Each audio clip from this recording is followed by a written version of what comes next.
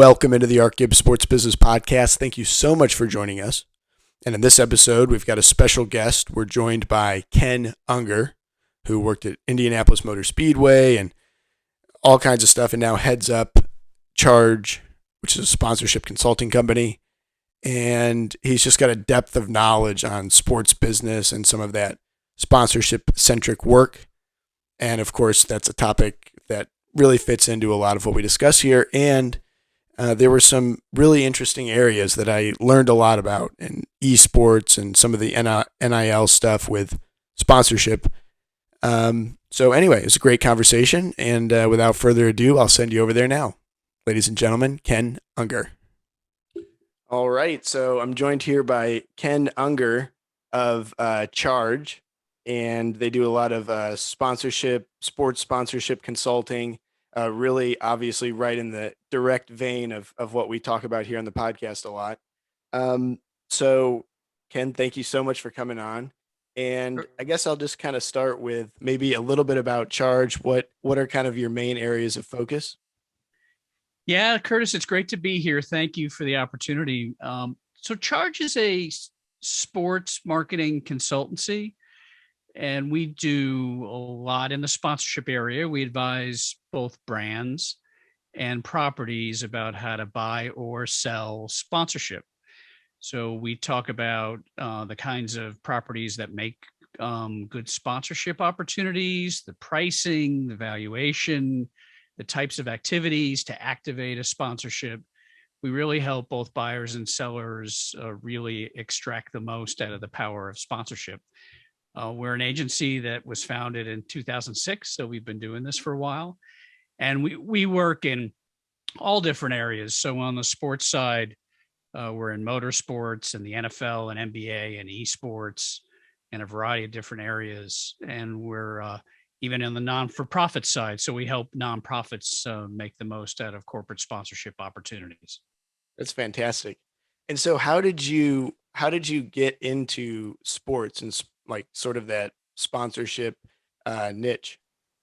I get asked that question a lot, and everybody wants to be involved in sports somewhere. You know? Right, exactly.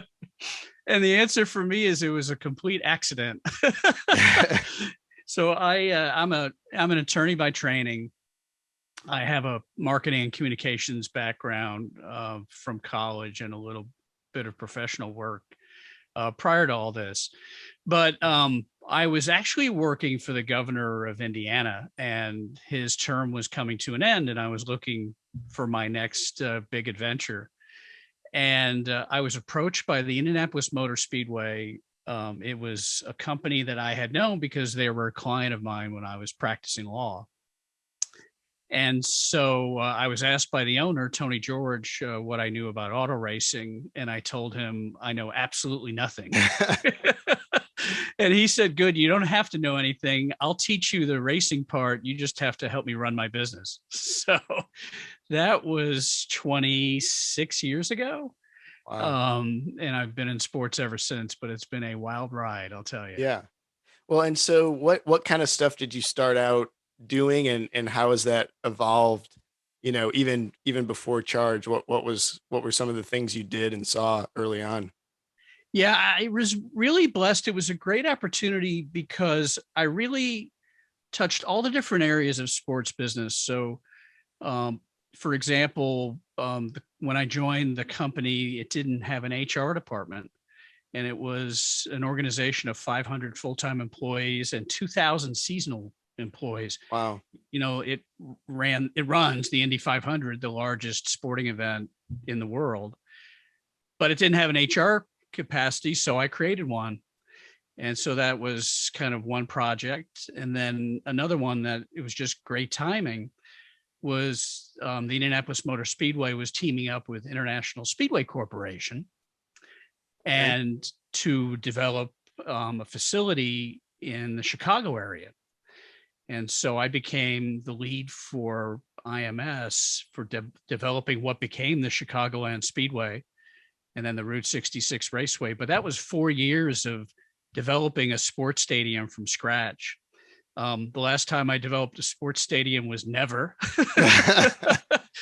but I had background in construction and in real estate and government and all those things. I tell people all the time that sports business is really more about business than sports. So if you, unless you're in something like football operations or basketball operations, where you have to know about the sport, you're part of the coaching staff or you're the general manager of a team that's drafting players. Other than that, you have to be like really excellent at your discipline. And I was a utility infielder. And so I got to play a lot of different positions, but I had all these different projects in sports business when I started my career. And it was phenomenal experience. Oh yeah, and that's a fantastic way to start getting a touch on all these different aspects. Oh yeah, it was really great. And then by the time I had left the Indianapolis Motor Speedway and IndyCar, I was setting schedules for sports events. I was negotiating broadcast rights agreements with ESPN and other networks.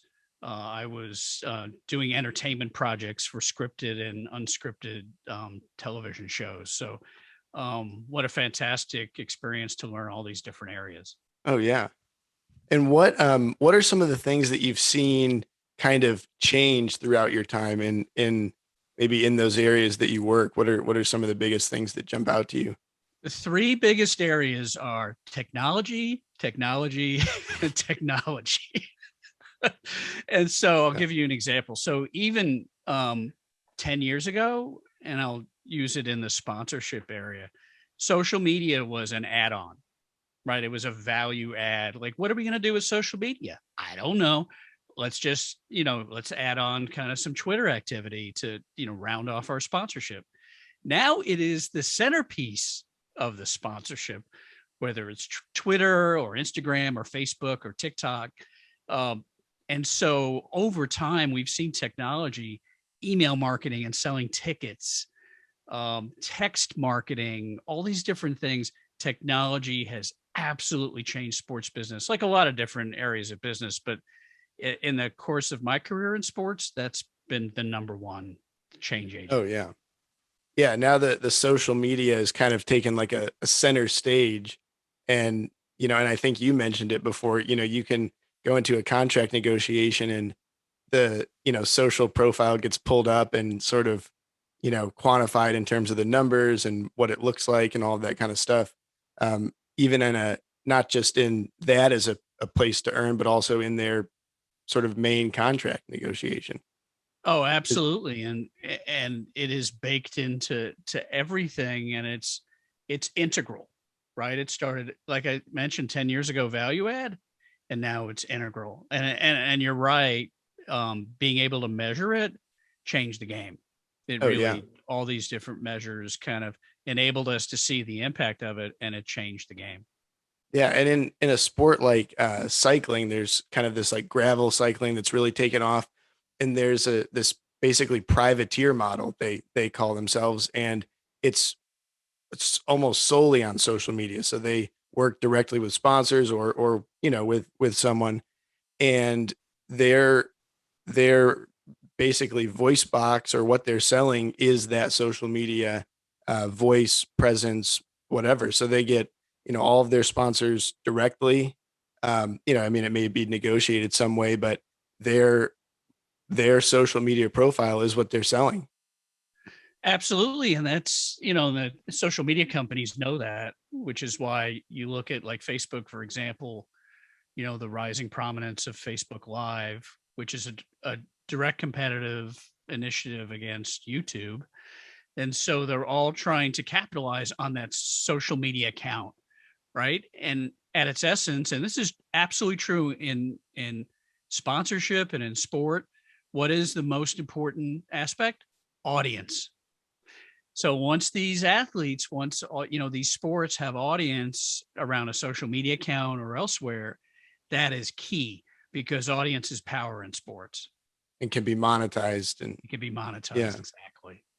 yeah. So the um, one thing you mentioned I know you talked a little bit about esports and how that's, kind of speaking of technology, something that's really emerged almost like a tidal wave and has massive audience numbers. across many different platforms and in different capacities.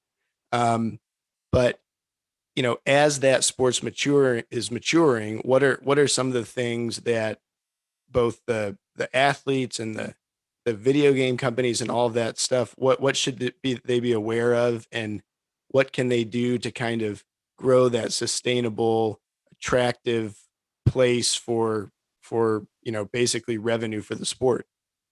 Yeah, that's a great question. I've been particularly sensitive to the growth of esports, just because I've been a video game player literally since the dawn of the video games.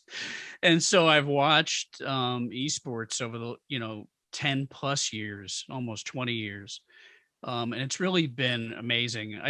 I think it basically has two different challenges, and we're starting to see an evolution. So we really started covering this intensely as an agency in about 2016, and even since then it's changed. So the two biggest challenges that we see is one, data.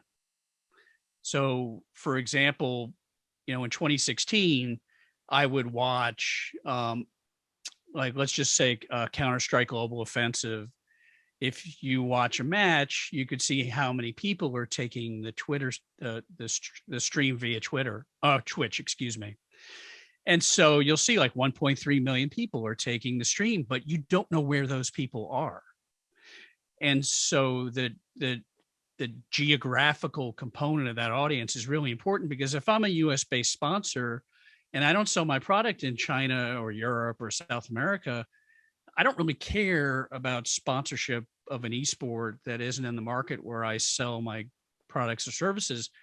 There's been a lot that's happened to kind of narrow that geographic focus, especially with the rise of leagues that are geographically focused, especially like League of Legends and others, where a sponsor could more predictably understand where their audience is. But that's big. That's challenge number one. Second biggest challenge is authentic integration, because what we're seeing, it's fairly easy. In the beginning, the endemic sponsors like the keyboard manufacturers and, if people who make, the mouse and our processor and all these different things that go into the technology around computers and esports, that was an easy integration, right? Without these things, without Not a a great big head, jump. Yeah. yeah, without a great headset, um, the esports experience is less rich. But now you're a fast food, you're a quick service restaurant, you are a car company, you are a bank, you're a credit card. It's more difficult to have authentic integration where you are really a part of the sport in a way that audiences believe it and audiences don't reject it. Because I found more than any other sport that I'm aware of, esports audiences are quick to smell out frauds, and they really reject frauds. So having the opportunities to authentically integrate a sponsor into the sport's going to be a challenge, but one I think that the teams and the leagues are addressing and doing pretty well at. Oh yeah. And what are kind of along those lines, what or how should companies think about like the activation component? If, kind of like you're talking about a way to say, not just have your logo on the screen or something, but is there a way, if you go to the Indy 500, you can have people standing there and handing out the product, and um, but in an esport league or in a stream, what are some of the ways, or some of the framework for thinking about activation that might help to authenticate and make it really potent for that sponsor? Yeah, I think that's a great question, and I've seen that's also very evolutionary. So again, like going back 5 years, um, and I'm not picking on this company, but like Monster Energy drink, who's always been really big in the sport, activation was dropping a pallet of Monster Energy drink in the middle of the auditorium for free sampling. And Yeah, I'm not knocking that, because that's very successful. I yeah. took some, I drank it, and now I drink Monster Energy. But So I the think palette that worked. right, the palette of how many Yeah. cans of drink work, but I think that understanding kind of what makes for good at event activation, like what does that audience want to do? I think sponsors are slowly developing what an esports audience would want versus it's not the same as a baseball audience or a football audience. Like what makes for compelling activation at event.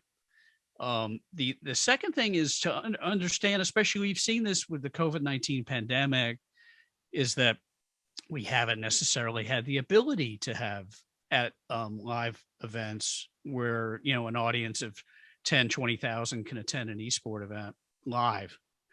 And so what is that activation that occurs? And I think the answer ends up being taking whether it's on Twitch or some other streaming opportunity, is interviewing players about great plays and great technique, sponsored, right, with an authentic sponsor, or developing trivia around the game, or developing a variety of different things that audiences are interested in, brought to the audience by virtue of the sponsor. It's whether it's social media or one of the streaming platforms. I think that non-event activation, creating new content, so it's really a content marketing play, makes for great activation in esports, I think. Yeah, and I was gonna say, and I'm not super familiar with esports. So does it have kind of a setup like many other traditional sports where you've got the live events, then maybe those are broadcast, you've got the on-site situation, and then you've got the broadcast of that event. Or I mean, from the outside, it seems like, and I don't know if it's a separate thing, like the Twitch streamers and that kind of stuff, but it seems like there's an opportunity, or maybe it's already set up this way, where a lot of the content is, you know, can be done, online and on screen, and it's not just broadcasting a sort of a live event. Or is that not really how it works? Yeah, no, excuse me. I think that, and this is what's not commonly known about esports, is they have a very sophisticated broadcast um, of kind of process, and casters who are the broadcast personalities are very popular. They are personalities in their own right, as popular or more popular many times than the players, and provide a great product. There is like that simultaneous broadcast, which is on one of the streaming services, as well as, and again, we're kind of pre-COVID, but a live event which would engage a live audience, and a lot of times the casters and the broadcast would be enjoyed by the live audience as well as the audience online. But again, there's an opportunity for sponsored content to be integrated as part of that. Um, there aren't necessarily commercials per se, because that's not kind of what the culture of esports would tolerate. But there's a great deal of sponsorable opportunities in esports, and generally it's either broadcast, online, live, or at event. Okay. And that sort of sophisticated broadcast, did they go to TV partners to try to get that, or is it something that they broadcast online? Um, Yeah, they broadcast it. They broadcast it online, right? It's yeah, the original cord. They are the original cord cutters. yeah, Um, that's kind it, of what I was going in with fact, that. Yeah. they haven't even kind of cracked the code really on television yet, terrestrial television. Because the audiences are not the same, right? Like I might not watch an event if I only have television. I'm used to watching it on my iMac, right, via the streaming service that I subscribe to, et cetera, et cetera. So it is homegrown, in-house, sophisticated use of technology, use of animation. It's flipping fantastic. Wow. Yeah. And what do you think about the leagues, like the sort of more traditional leagues, um, having this gaming component that they're trying to connect? Like Formula One, for instance, has their, um, basically their they have races on the Formula One games that they broadcast, and are trying to kind of push that as well. And I think NBA as well. Do you see that's going to happen a lot? Like a lot of these sort of legacy leagues are going to have a almost a digital um, image as well. Yeah, that's a great question. And so what we've seen is by far the fantasy games are make for much more popular esports. And so Okay. the terrestrial sports, though, have recognized that video game playership can increase loyalty to both fantasy leagues and to the live product. So I think Formula One's probably done the best job because they've integrated esports into the live sport. So, for example, running a tournament where the winner of that tournament becomes part of a Formula One team is really exciting and enticing, Oh right, yeah. to people who play video games. Um, but without that integration, and a lot of leagues are, with the exception of Formula One and NBA, obviously with NBA 2K, um, a lot of them are using it as a sideshow. And esports is not a sideshow, and it's not an out event activation. It is a legitimate belief system, and it's something that is enjoyed by millions of people. Unless a sport's willing to commit to that, or terrestrial sport, they're going to be less successful in really, extracting the juice out of what makes esports special, and pushing that audience over to the terrestrial sport, whether it's baseball, football, or whatever. Yeah. And is it in esports that you're seeing like the most growth and sponsorship interest, or is that not necessarily the case? Or are there other areas that or other sports that have more or less growth or more or less growth in the interest from corporate sponsors? Yeah, I it's hard to quantify because all the different sports start off at a different level. Without a doubt, esports sponsorship has been growing, and we've seen it mature, and we've seen, there was a tipping point, and it was really started by like the quick service restaurants and others, and the soft drinks and things that cater to the video game audience that who are esports fans. Um, and now you've seen a lot of mainstream sponsors kind of enter esports. It has grown, but a lot of other sports have grown as well. I mean, the 800-pound gorilla in American sports is NFL, and their sponsorship has certainly expanded. Again, And COVID, and from a much different basis than the esports. exactly, and a much different Yeah. basis than the esports. And then you look at, globally, you look at soccer or football, and you look at Formula One and their sponsorship, again, COVID notwithstanding, has been doing quite well. And and then you kind of look at reasons why. And one, when I get asked that question, one of the things that I point to is the proliferation of things like online betting. That's existed overseas for years. You've seen a lot, like if you watch a soccer match, you'll see signage on the pitch, everywhere for online betting. That's not anything new, but now we have it, right? So in American sports, and our agency kind of looked over the horizon, 2 years ago or so, when online betting was first legalized state by state by state. And it's going to fuel a resurgence in sponsorship. In some cases, it's going to crowd out a lot of other sponsors because they have the money and the resource and the inclination, right, to again to go into an NBA arena, to an NFL stadium, because it's not only they're not only building their business broadly, but you can bet on those sports. So Exactly. Yeah. sponsorship, you want to talk about activation? That's like the ultimate activation, especially like in-game betting, Yeah. where via your smartphone, that's going to have incredible upside potential for sponsorship over the next 5 to 10 years. And do you think like net bringing all this betting in is going to just raise engagement across a lot of these sports, and there'll sort of be more engagement for sale overall? You know, like you said, there might be some crowding out, but the fact that people are so, is it going to bring more people or bring more time, watch time, do you think? Yeah, I think so. I think, so there's some arguments about whether it's going to increase the total amount of betting. I'm not sure because there was a lot of underground betting before. Mhm. um, but I think that it will increase engagement.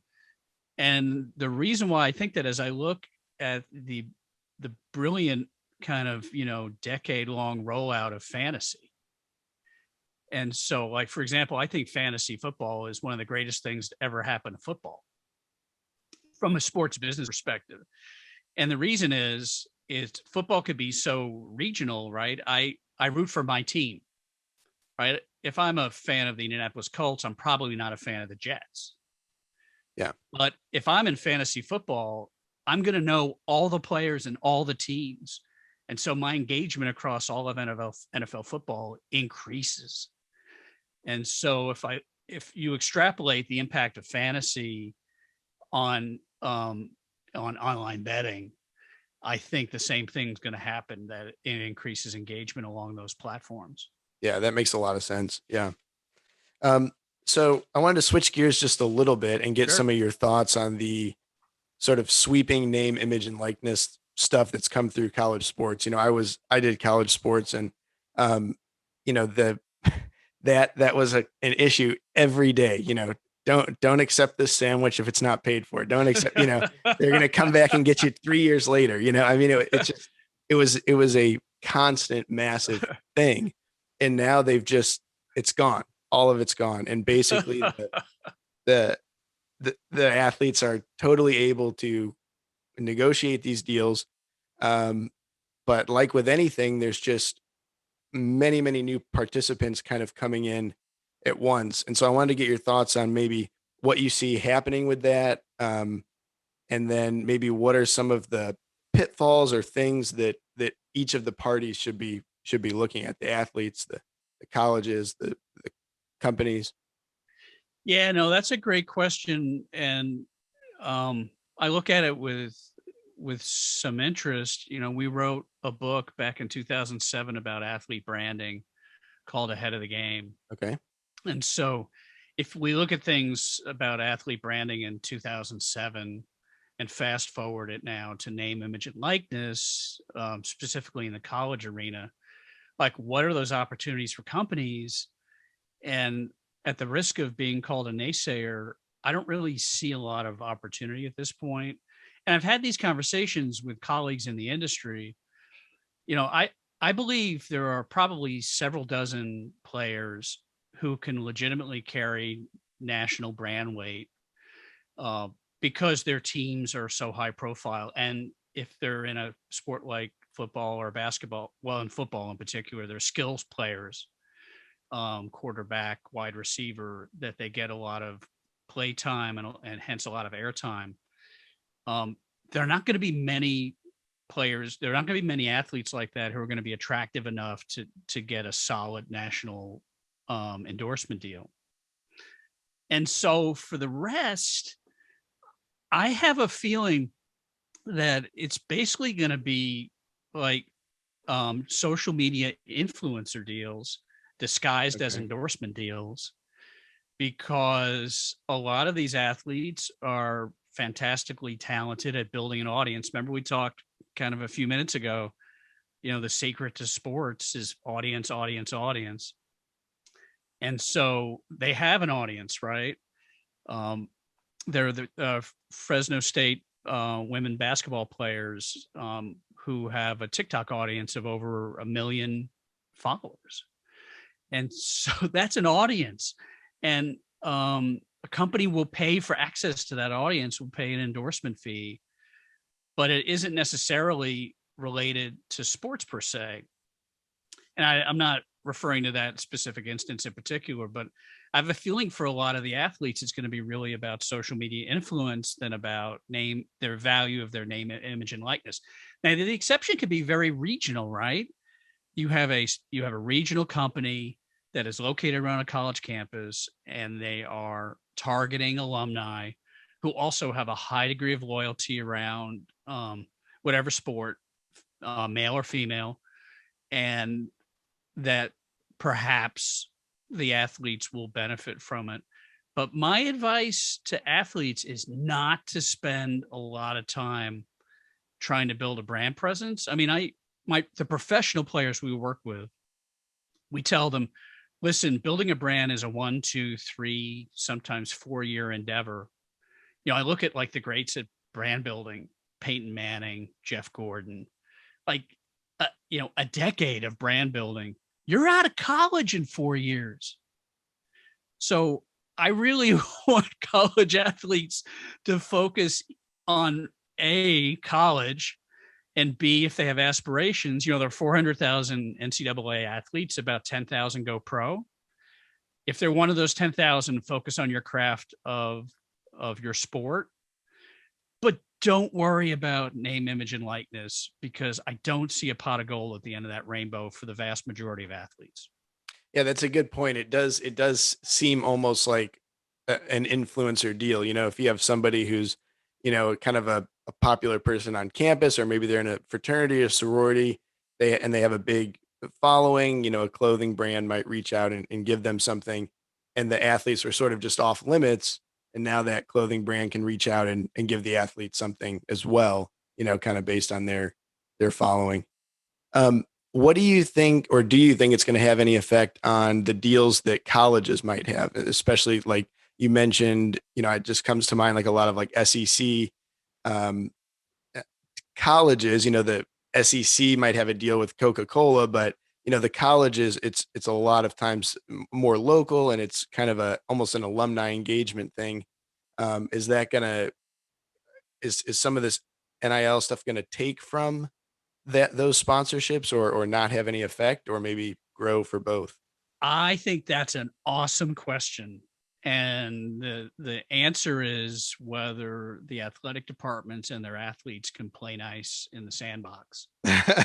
And so, if you have a high profile athlete, and your athletic department wants to create a collaborative sponsorship offering, it could become much more powerful if you do it together, and you have revenue sharing that's permitted under NCAA rules and state legislation, if that's applicable.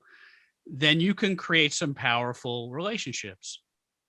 If you don't, then all of a sudden a couple of things are going to happen.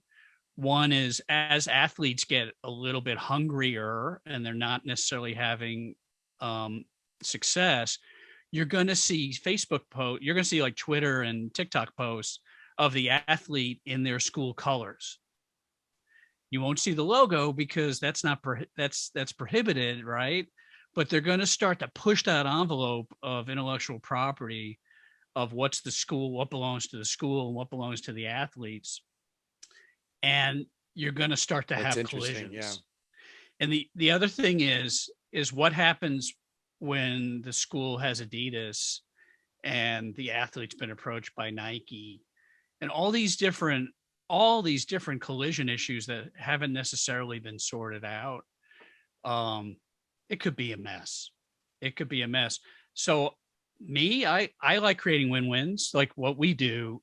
I mean, sports is a long game, right? It's a small industry, and you have to, play for the long-term success in a win-win atmosphere. So I want athletic departments and athletes to figure out how they can work together to create win-wins and everybody profit. Oh yeah. Yeah, and that's a fantastic point about that reputation of the college. Whose is what? Is the person a Texas football player, or are they who they are, and Texas can pull that jersey or monetize it as they see fit? Right. That's Yeah. exactly right. And Wow. it's super fascinating from a technical perspective, but it could be super emotional when it Oh gets yeah. to be on the ground, right? And I heard someone else mention, I don't know if this is an issue, but like I know you've worked with athletes and negotiated sponsorship deals and contracts, and there's a lot of um, you know, I guess like legal pieces that you have to think through. And as you have maybe, 100,000 athletes looking for sponsorship deals or working on them, are there any, you know, potential, not necessarily like specific legal advice, but potential things they should look for, or so there's not, they don't have liability to this company if something doesn't go right, or is there anything like that jumps out at you from kind of, negotiating deals on the pro scene? Yeah, there's always pitfalls, and you raise a great point. And we've seen this happen like in the entertainment space to entertainers early in their career. They, for example, sign agreements um, early in their career when they don't have much bargaining power, but they're long-term agreements. So in the sports world, it would be they then go pro and they have vastly undersold their potential, but they're stuck because it's a binding agreement. So I would always, always, always recommend that before you accept any money, that you understand the strings that come with it. And if it's complicated enough, seek out a sports business attorney. And every community has an attorney that knows their way around contracts or sports contracts. But buyer beware, or in this case, it's the seller beware, because once you put your name on the dotted line, it could have long-term implications in terms of what you owe that sponsor for a very long time. Oh yeah. Yeah, and then I was going to ask just kind of generally, we mentioned it a little bit earlier about activation and, when you have something like naming rights or naming rights of a stadium or, um, you sponsor the finish line of an area, um, what kind of things should people think about for activation? What should companies think about to really make that connection? Because, from the outside, you see what just appears to be all different types of companies in industries that are not necessarily directly related, and some are very successful, and some, obviously are not. And it seems like maybe the activation is the piece that they're not doing right, or maybe that's not the case. But what are some of your thoughts on that? Related to NIL or just in general? Oh, just in general. Yeah, just in Yeah, general. so activation is kind of the most commonly overlooked piece of sponsorship. So generally, we advise clients that for every $1 of rights fees they spend, they prepare to spend at least $1, so a 1-to-1 ratio for activation. Used to be in Wow. like Yeah. the big companies like the soft drinks and the beers, they could go like 4-to-1, in terms of activation. But even if 0.5-to-1, fine. But activation is where you really squeeze the juice out of your sponsorship, because having the right to use use a property's name and image and logo is nothing unless you use it. And that's what activation is. It's the act of saying, hey, my name is Ken, I'm from Charge, and I'm the proud sponsor of this little league team.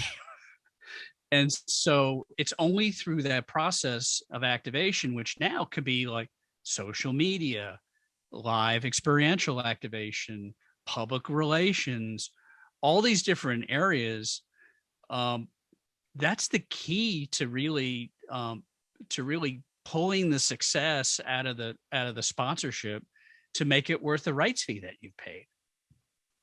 Yeah. And do you have any examples that really did that well that you've just seen, or maybe that you were involved in or not, but that and maybe a little bit about what they did in getting it right? Yeah, the best is a B2B sponsorship. I was involved with it, but I won't share the names to spare the innocent. But it was a commercial. It was a private jet company that was a sponsor within the sport of auto racing. And really, what they wanted to do is they wanted to be a sponsor to access people within racing who were generally predisposed to buy private aircraft because it's used commonly to move from race to race, especially within the U.S. And so they sponsored within racing, and they had access to team owners who were very wealthy and who bought private jets, and drivers who were also very wealthy and bought private jets. And through their activation, which was really their one-on-one access that the sponsorship allowed, they had a 32-to-1 return on investment. So for every $1 million that they spent in auto racing, they got 32 million back. And so from a dollar for dollar perspective, that's one of the most successful activation to sponsorship ratios that either that I've heard of or that, and in this case, that I was involved with. Wow. Yeah, that's great. Well, are there anything else you want to add? Any areas that I know you've got some free resources on your website, the blog? Are there any topics that you're diving into that you want to touch on or anything like that? Yeah. So, I mean, just generally overall, I mean, we feel really strongly that we want to help as many people as possible, especially those who sell sponsorship. So this, at the tail end of the pandemic, we wrote a book called Sponsorship Strategy, Powerful Approaches to or Practical Approaches to Powerful Sponsorships. That's available on Amazon in both hard copy and Kindle. But if you didn't want to buy a book, we have free resources that we want to share with everyone, your audience especially, at chargesponsorship.com/free stuff. And it has things like templates and directories and things that can help a seller get started, fine tune their approach. Again, we really feel it. I mean, we believe in sponsorship because we think you have a lot of choices in marketing to do social media and public relations and advertising. Of course, we're biased, but we believe that sponsorship is incredibly powerful to help both the buyer and the seller accomplish their business objectives. So we want everyone to enjoy the power of sponsorship. Yeah, and it's no guarantee, but 32-to-1 is a pretty good return on investment. Yeah, I mean, I own a business. I'll do that any day. Yeah. Well, this was awesome. I mean, this is just like a wealth of information, and I hope it's kind of an evergreen thing that people can go back to, and of course, go to your website, thechargesponsorship.com, and check out the blog. And I'll link to that, and I've got notes of the books and things that you mentioned that I'll put in the description as well. And listen to this podcast. Exactly. So it's podcasts like this which share information about sports business to help us all be better, I mean, it's a big piece. And practitioners. Yes. Yes. Well, thank you so much for coming on, and you're welcome back anytime. And thank you. Thanks, Curtis. It was great to be with you.